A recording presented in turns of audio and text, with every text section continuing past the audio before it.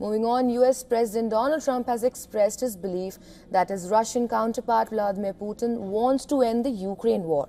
This despite inconclusive talks in Moscow. Trump's envoy Steve Witkoff and son-in-law Jared Kushner huddled into the early hours with Putin but reached no breakthrough on halting Europe's worst conflict since World War II.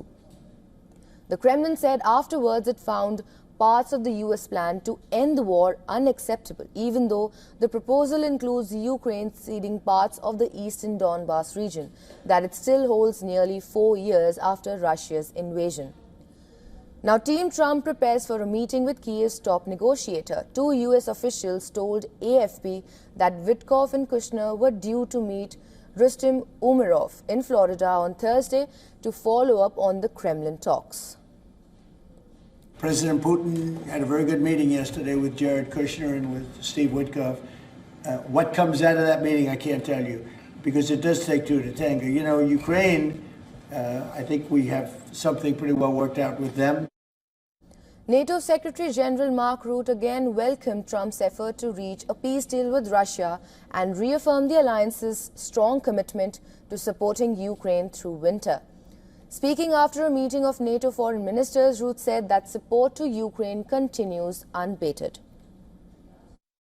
Ukraine's security is closely linked to our own. Our support must continue unabated to help Ukraine defend itself today and deter tomorrow, for their own sake and for ours. The European Commission has tabled a proposal to use emergency European Union powers to seize frozen Russian assets to fund a $105 billion preparations loan for Ukraine if necessary, overruling Belgium's veto. Putin has accused Kiev's European allies of sabotaging US-led efforts to end the nearly 4-year-long war in Ukraine. He reiterated his long-held position that Russia has no plans to attack Europe, a concern regularly voiced by some European countries. He, however, said that if Europe decides to wage war, Russia is ready. Germany on Wednesday became the first European nation to deploy the Arrow air defense system, built to intercept intermediate-range ballistic missiles such as Russia's Oreshnik as it seeks to counter what it sees as growing threat from Moscow. Coming back to Ukraine, things remain tense on the battlefield. Russian troops have been grinding forward across the front line against Ukrainian forces.